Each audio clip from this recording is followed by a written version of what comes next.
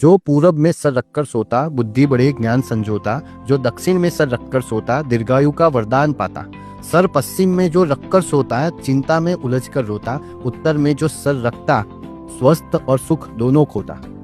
तो ये बात हमारे पूर्वजों ने हमें बहुत आसानी से कविता के रूप में समझाई है, मगर इसके पीछे एक गहरा साइंटिफिकल लॉजिक है। कहते हैं कि पृथ्वी का जो इलेक्ट्रोमैग्नेटिक फील्ड है ना, वो राइट से यानी उत्तर से दक्षिण की ओर बहता है।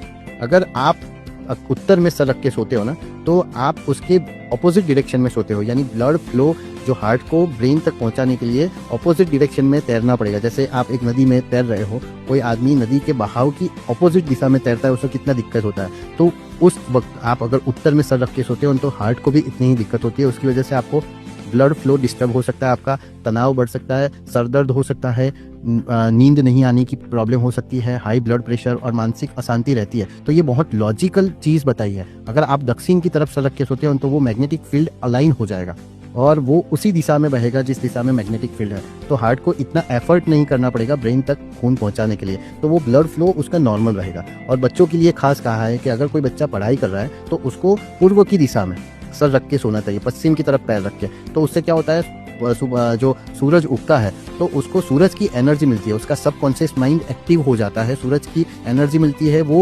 अपना ध्यान बूस्ट कर सकता है, जल्दी सुबह में उठ सकता है, मेमोरी उसकी शार्प हो सकती है। तो ये सारे साइंटिफिक बेनिफिट के आधार से हमारे ग्रंथों में ये सारी चीज़ें बताई गई हैं। मगर हम क्या है कि हम उसे बिलीव नहीं करते। जब तक बाहर के लोग इस बात को कहेंगे नहीं, हम इसे बिलीव नहीं करेंगे। नहीं तो